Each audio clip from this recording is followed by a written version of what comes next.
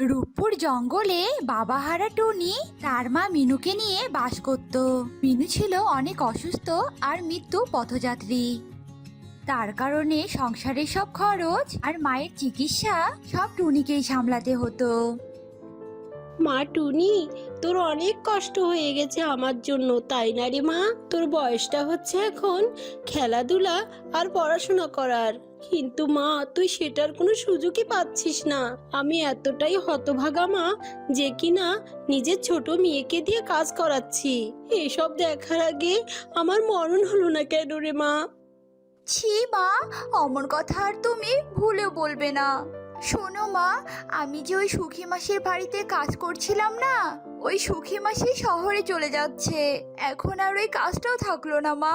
তাই আমি ভেবেছি যে এখন থেকে আমি ফুল কুড়িয়ে সেগুলো বাজারে বিক্রি করব, আর যে টাকা পাবো সেগুলো দিয়ে আমি সংসার চালাবো। আমার তো আর কাজ করার কোনো সক্ষমতা নেই রে মা, তাই তুই যা ভালো মনে করিস তাই কর। এরপর থেকে টুনি খুব সকাল সকাল ঘুম থেকে উঠে আর জঙ্গল থেকে ফুল তুলে নিয়ে সেগুলো বাজারে বিক্রি করে। এরকম ভাবে তাদের মা মেয়ের কোনোভাবে দিন চলে যাচ্ছিল।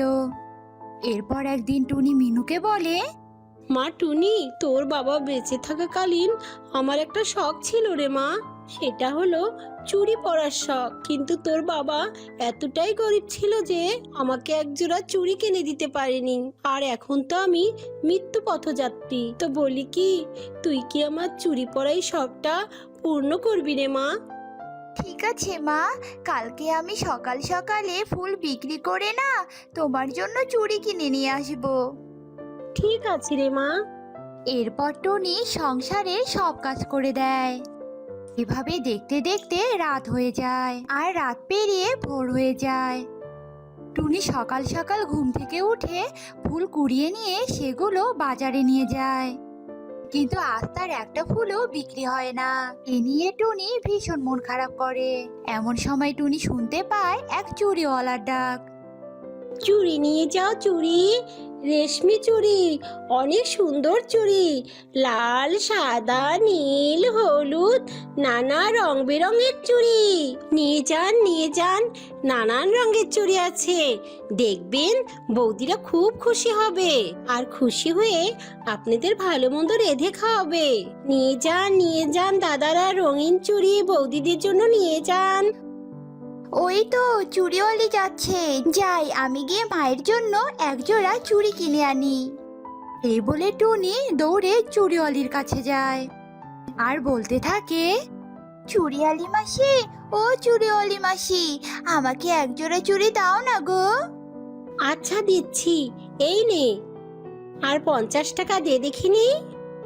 কিন্তু মাসি, আমার কাছে তো কোনো টাকা নেই। আজ যে আমার কোনো ফুলই বিক্রি হয়নি গো। আজ তুমি আমাকে বাকিতে দাও, আজ তুমি আমাকে চুড়ি বাকি দাও, কাল ফুল বিক্রি করে তোমাকে টাকা দিয়ে দেব। ফকিন্নির বাচ্চা কোথাকার, একটা টাকাও নেই, আর সে কিনা এসেছে আমার কাছে চুড়ি কিনতে। যা দূর হয় এখান থেকে। ও মাসি, দাও না গো মাসি, দাও না। আমি যদি আজ চুড়ি না নিয়ে যেতে পারি, আমার মা যে খুব কষ্ট পাবে। তোর মা কষ্ট পেলে তো আমার কি, যা এখান থেকে। এই বলে কাকুলি টুনিকে ধাক্কা মেরে ফেলে দেয়, আর টুনি অনেক কষ্ট করে সেখান থেকে উঠে চলে যায়।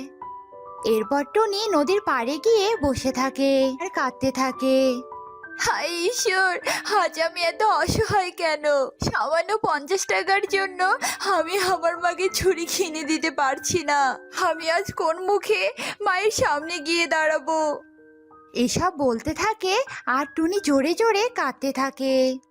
এদিকে জলের উপর থেকে এক জলপরি ডাঙ্গায় উঠে আসে একটু প্রাণ খুলে নিঃশ্বাস নেওয়ার জন্য। আহা, কি শান্তি! এই জলের উপর দিয়ে উঠে আসলে আমার মনটা কেমন সতেজ হয়ে ওঠে। এসব বলতে থাকে আর স্বস্তির নিঃশ্বাস ফেলতে থাকে। এমন সময় তার চোখ যায় টুনির দিকে। এ কি, ওই মেয়েটা এমন কাঁদছে কেন? গিয়ে দেখি তো একবার। এরপর জলপরি টুনির কাছে যায় আর বলতে থাকে, ও মেয়ে, তুমি এমন ভাবে কাঁদছো কেন বলো তো? তোমার কিসের এত দুঃখ, বলো আমাকে। জলপরীর কথা শুনে টুনি তাকে সবটা খুলে বলে। সব শুনে জলপরী বলে, কেঁদো না মেয়ে, কেঁদো না। আমি তোমার সব দুঃখের অবসান ঘটিয়ে দেব, তবু তুমি কেঁদো না। এরপর জলপরী তার জাদু শক্তি দিয়ে ছোট্ট একটি গাছের চারা প্রকট করে, আর সেই চারা টুনিকে দিয়ে বলে, এই নাও তুমি চারা গাছ, এটা তুমি বাড়িতে নিয়ে গিয়ে তোমার উঠোনে মাটিতে পুঁতে দাও। তারপরে যত্ন নিতে থাকো, আর এ যখন বড় হবে তখন তোমার সব দুঃখের অবসান ঘটবে, বুঝতে পেরেছো? তোমাকে অনেক ধন্যবাদ জলপরী। এরপর টুনি চারা গাছটি নিয়ে নিজের বাড়িতে ফিরে আসে। এরপর সেটা মাটিতে রোপণ করে। তারপর থেকে টুনি ওই গাছের খুবই যত্ন করতে থাকে। দেখতে দেখতে অনেকগুলো দিন পেরিয়ে যায়, আর জলপরীতেও গাছটা অনেক বড় হয়ে যায়। এই গাছটা শুধু বড় হয়ে যাচ্ছে। এই গাছটাতে তো কিছু ফল ফুল কিছুই ধরছে না। এসব বলে টুনি মন খারাপ করে নিজের ঘরে চলে আসে। এদিকে রাত হয়ে যায়।